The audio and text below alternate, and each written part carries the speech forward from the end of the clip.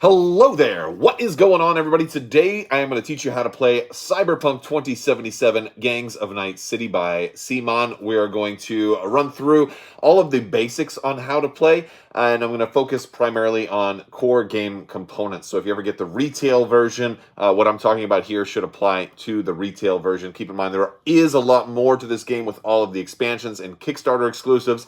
I'm going to try and leave that pretty much out of this video. So if you want to learn a little bit more about Cyberpunk 2077, you're in the right place, chooms. Let's jump into this game.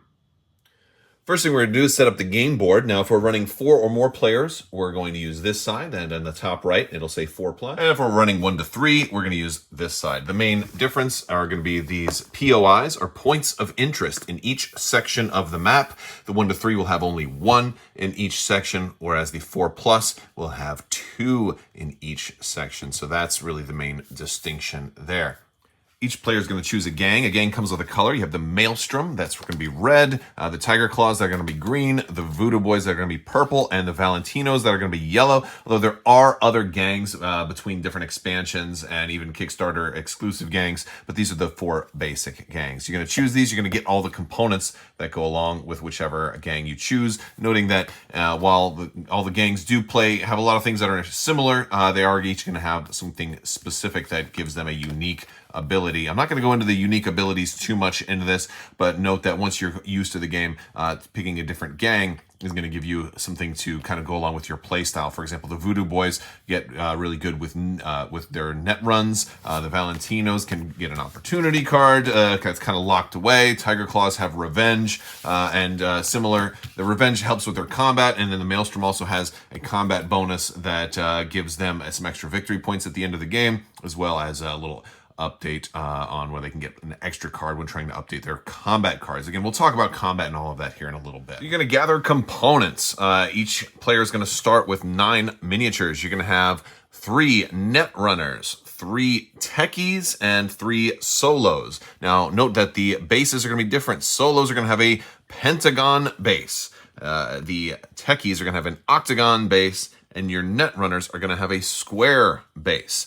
This will be important, and it'll make a lot more sense a little bit later on. You're also going to gain 3 rings of your color. These will be used when you want to hire potential edge runners like Johnny Silverhand, for example, to mark them as your color. All of the edge runners are going to be in gray plastic, so they're kind of like neutral, and that's what the rings are for.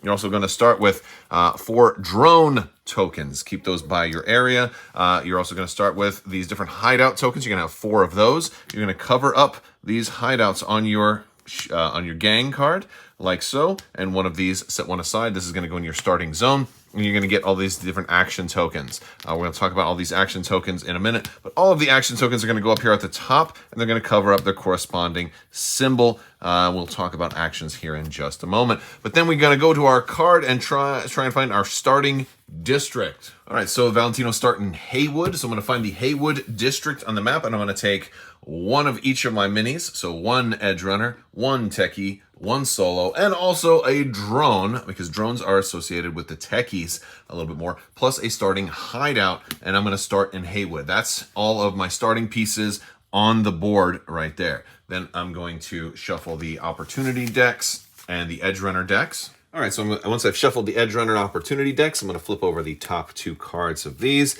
and these are going to be different Edge Runners that we can buy and different opportunities that we can take. And before we can get these cards, there's other things we're going to have to do, but I'll talk about that a little bit more when we get to actions. So you're going to have 2 available Edge Runners and 3 available opportunities here.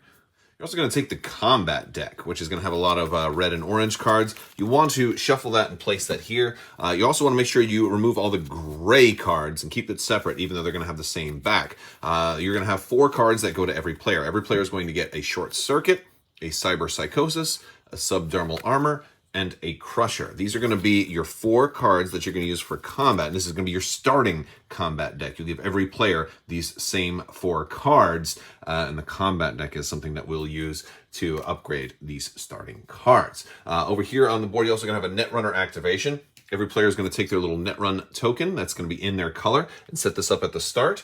And every player is going to take their street cred tracker. This is basically victory points. You're going to put this over in the top left corner of the board. Every player will have theirs there. And then you're going to also make sure you have a story. For this one, we're just going to use the tutorial story. And the story cards are going to go here. Any extra cards pertaining to that story and whatever act of the story you're on are going to go there. Now, the story is basically going to define how many street cred you need to win the game. In this game, you win by having the most victory points, and the stories can, of course, add on or subtract to that. For the basic starting game, you're going to play to whoever has 15 street cred first. So your first learning game is just basic victory points. However, you'll kind of determine the story before you set up, because sometimes stories can change the game. There's a story that gives you an alternate net run board here. There's stories that put some of the cards face down. There are stories that will do different things based on different times, like when somebody hits 5 victory points, 10, etc. There's different story events that trigger, and lots of different variations. But we'll set our story cards right here. And once all the rest of the players are deployed in their starting area, we'll be ready to go. And I'll be playing against Maelstrom here, so Maelstrom will be deploying in Watson. And hopefully they will not kill me too bad.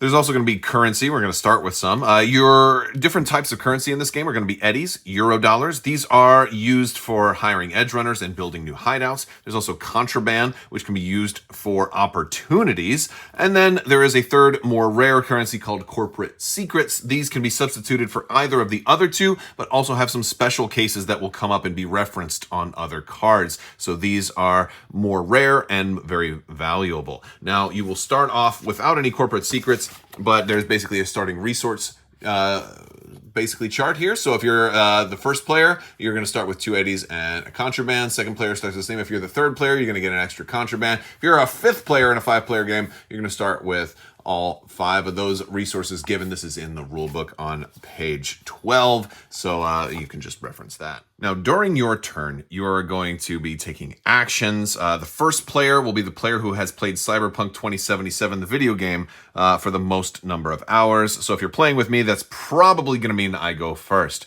So during my turn, I'm going to be taking actions by sliding these tokens down. You can take 1 or 2 actions, and then the next player will activate. I'm going to go over the different actions that you can take, and we'll talk about what you can do and what these tokens do. So first thing we're going to talk about is solos. So to activate solos, I will slide this down to here. Solos are going to allow me to activate all of my solos on the board. Again, those are your pentagram-based units. What's awfully nice is that the geometrical shape on this token is also a pentagram. So this is going to remind you what type of guys you are moving. Now, your solos are your fighters. They're going to be moving from zone to zone, and then after all of your solos have moved, which means if you have 3 solos on the board, that one action lets you move 3 different minis. If you have only 1 solo, you'll move only 1 mini. And if for some reason you had no solos on the board and still wanted to take that action, then you would move nobody. So once all of your solos have moved, you can start a firefight in a district.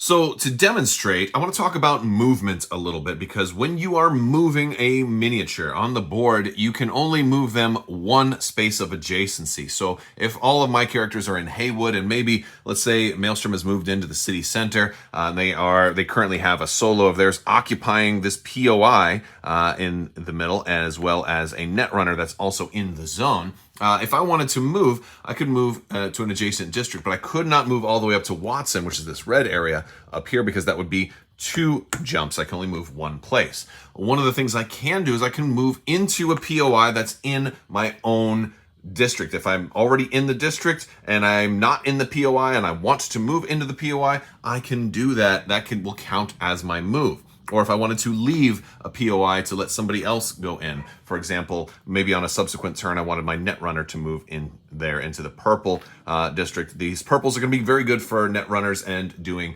net runs. But yeah, so I can certainly move inside, but I can also move to an adjacent zone. So I'll just say in this case, since I'm doing a solo, my solo will move up into city center, since that is just 1 zone away. It borders it. It is adjacent, I will move into there. And then I can start a firefight. But since they have somebody that's in a POI, when I move my solo in there, I can also kick them out and take their place in that POI. That's something that solos can also do before the firefight starts. So that's a pretty nice way to kind of get in there and kick somebody out of a sort of a fortified position inside a point of interest. And these are going to be useful for some of the other actions that we'll talk about later.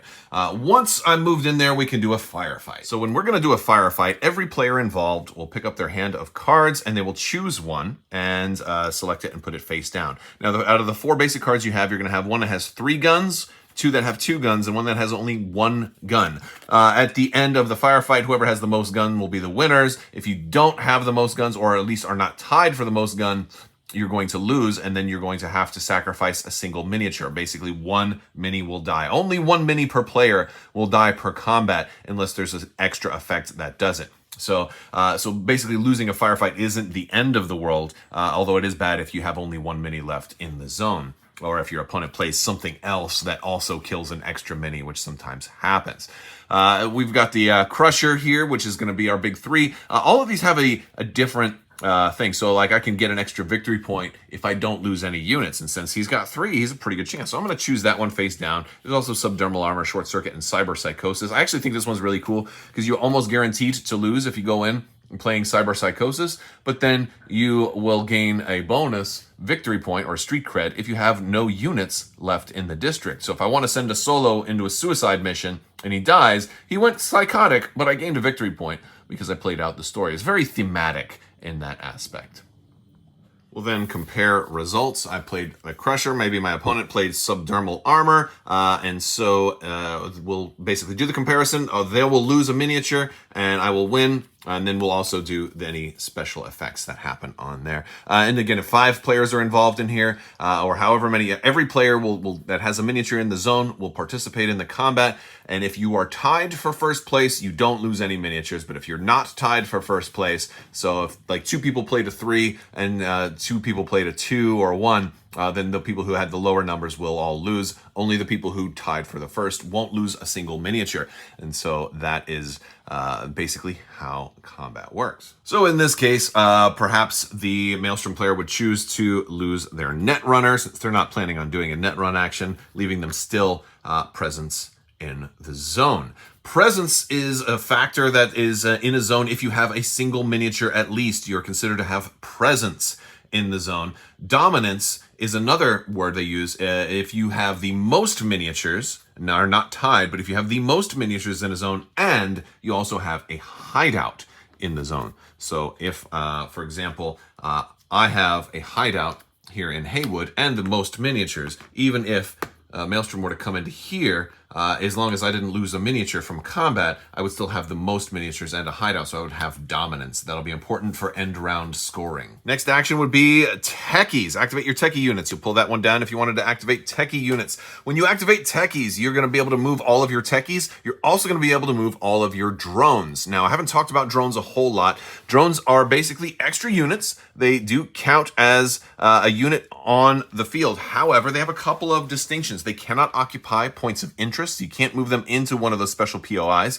A Techie will build a drone when he is created, and we'll talk more about how to create units and add more units to the ground. But when you bring in a Techie, you also get a drone, which is a very cool thing. The drones cannot be in a zone all by themselves. If at any time a drone is in a zone with no other actual, plastic miniatures of yours, then the drone is gone. It basically needs friendlies nearby, otherwise they will blow up. But they can be used as a casualty. So if you lose a firefight, drones are great so that you don't lose more of your important units. So that is a very good thing about drones. They're kind of like extra HP for your gang. That's kind of a way to look at drones. Now, after you've moved your Techies, you have the opportunity to hire edge runners or seize an opportunity. So if I were in Pacifica, I'd have to have somebody inside one of these POIs, one of the gray ones, or into one of the orange ones. Now, these are for edge runners. These are fixers, and these are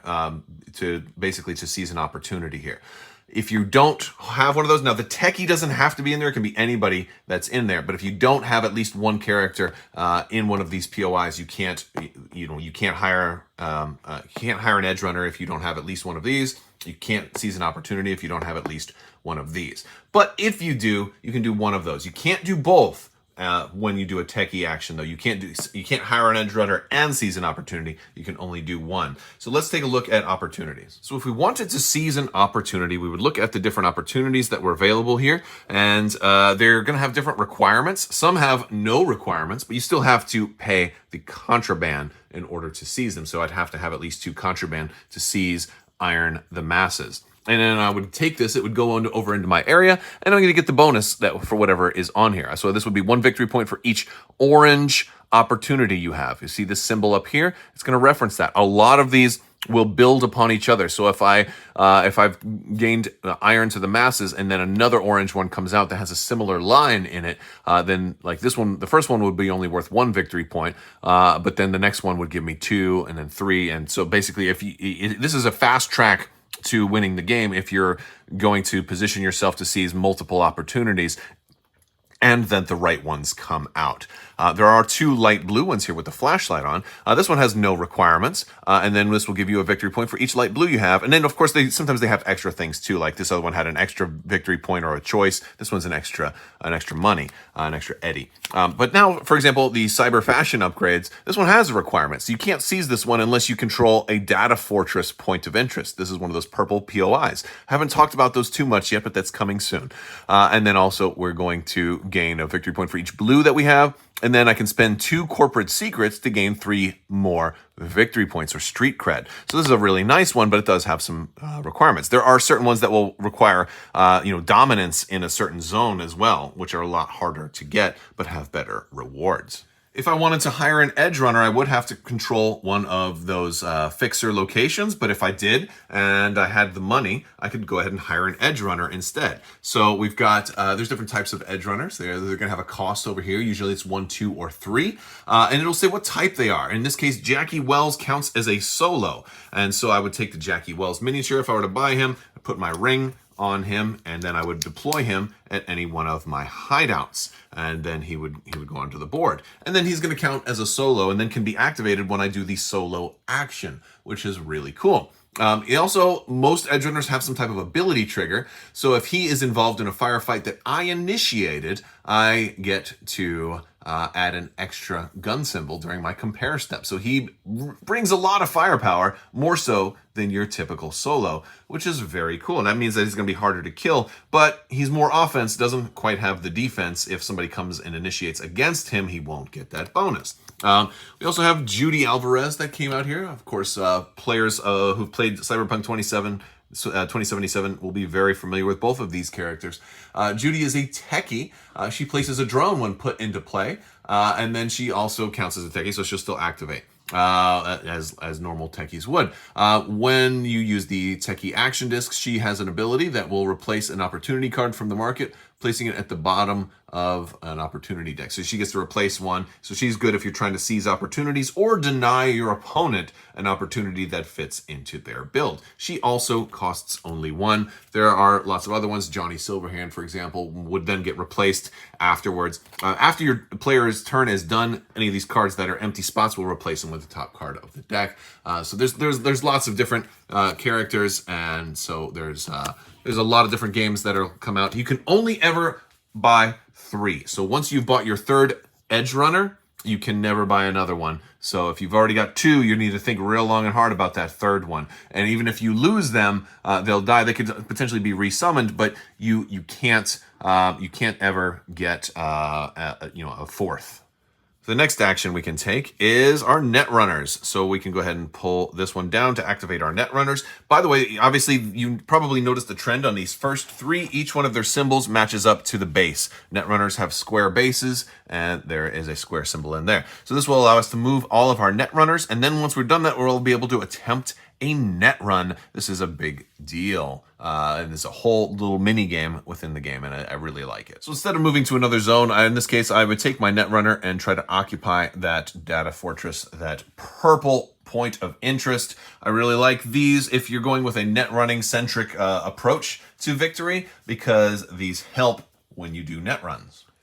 So to do a net run, what we're going to do is we're going to take our piece and we're going to move it down the net run track. Now this is going to have a number of spaces, and we're going to move it down the number of spaces based on however many net runners we have. But first, before we do that, we're going to gain corporate secrets for every purple data center we control. And so there are only 2 on the board in the 1 to 3 player game. But since we controlled one, we would get a corporate secret first, which is just nice because that's, again, it's a great currency to be able to have as a bonus. And then we would move it down. In this case, if I only had 1 net runner, I would move down 1 space, and then I would gain whatever space is on the spot that I printed. Now, if I have 3 net runners, I go 1, 2, 3, and I'd move down. I do not gain the benefit for things that I passed over. I only gain the benefit for what I land on. And so that's important for you to know. Now, let's just say I did just the 1. I would gain a victory point. So that happens right away. Once I finish the net run, now I have to roll dice. I'm going to take the 2 net watch dice, and I'm going to roll them. Now, depending on which section I am, yellow, orange, or red, I'll have to roll higher than a 4, a 5, or a 7. If I roll a 4 or less, I'm going to suffer the negative effect of there. So it means that if I get all the way down into the red and I roll something a 7 or less, I'm going to have to sacrifice all of my friendly net runners, which is a really bad thing. Again, these are nasty. This basically you kind of burn out or you get fried by antivirus software or something like that. If I get all the way to the end, I'll be able to reset and then start going down the track again. Again, I get victory points as I get closer to the bottom. So this is a nice way to do this, get bonuses and get secrets while I'm doing it, and also gain victory points. The next action I can do is build a hideout. I'll have to pay 2 eddies to do that. Also, when I pull this down, it costs some money to build a new hideout. And then I can take one of my hideouts. I'll take my leftmost hideout off of my sheet, and I get to place this in any district that doesn't already have one of my hideouts. I can't have 2 hideouts in the same district. Now, it's important to note that while I can certainly build a hideout here in Pacifica, and a lot of times I'll want to build a hideout in a place where I have miniatures already, I don't have to. I can build it in enemy territory. I can build it in an empty zone. I can build it anywhere that I don't already have a hideout. And this is nice because the more of these I do, like if I were to take this action again on a subsequent turn, I'll build this hideout, but I have there's a victory point symbol here, a street cred symbol here. So I'll gain a victory point for building a 3rd hideout, because again, you start with 1, 2, 3. If I build my 4th one, I get 2 extra victory points there. So you get extra victory points if you're able to build all your hideouts, plus they allow you to recruit more units when we get to our reclaim phase, if we wanted to do that. So that's a nice thing. So we would build one here in Pacifica, for example. The next option is to upgrade my combat card. So I'll slide the upgrade token down if I was going to do an upgrade. And this is really cool because remember we had those 4 combat cards. Well, in this example, maybe we'd already have Crusher gone, so we'd have only 3 in our hand. We're going to have a discard pile of cards that we've already used. By the way, when all of our cards in hand are gone, then we're going to get them all back, but not before then. So if I wanted to upgrade, I would go to the combat deck and I would draw 2 cards and I'd get to look at one to keep. Let's do that. So I would draw 2 off the top of the deck and I would choose 1 to keep and then 1 to go on the bottom of the deck. Now, in this case, they each only have 2 symbols, but the smart weapon, the Kang Tao, has a special casualty step that's going to kill any 1 unit in the district. Now, this is going to happen even if you lose. This is going to happen even if you win. So I could potentially kill 2 units if I had superior firepower. And then it also has a street cred condition. Whereas the cyberware malfunction, it makes every other special modifier count as blank. So actually, these are really nice counters against each other. So depending on what your opponent's been doing, if they've been doing a lot of stuff like this, I might want a cyberware malfunction to stop their special cards. Whereas if I've gotten some nasty solos that are hard to kill, like a Jackie Wells or something like that, you might take a smart weapon to be able to target one because you'll get to choose when you play this. Normally, when you have casualties in a firefight, the owning player gets to decide which one of their units die. But if I have this card, I get to pick one of your units to die. So, maybe I'll go with this one. This one will go on the bottom of the deck, and this one will go into my hand. Now, out of the cards that are left in my hand, I'll have to remove one of them from the game. So maybe I'll say, you know what, I'm going to get rid of Cyber Psychosis. This goes back in the box, and now I'm just going to have these 3 cards. And so now we have a little bit of Cloak and Dagger. My opponent doesn't know which card I upgraded. Now, they don't necessarily know because at the beginning of the game, they know exactly what cards you have because everybody starts off with the same stuff. But now they don't know what I picked up. Now, doing combat with me is a little bit of a random. They don't know what they're going to get with me. So now the game really becomes interesting with combat once players start upgrading their cards.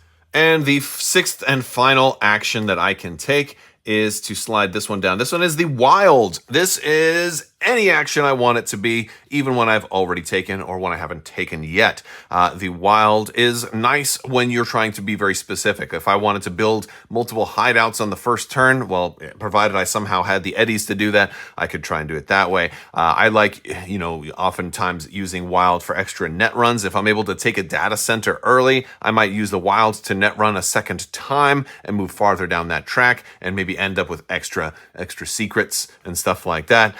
But you can do a net run to get extra combat cards, a wild to get extra combat cards, or a wild to build, to move your techies around a little bit more, or just spread out a little bit more and get in your opponent's way. It's very flexible. There is sometimes even game effects that will trigger off of wilds as well.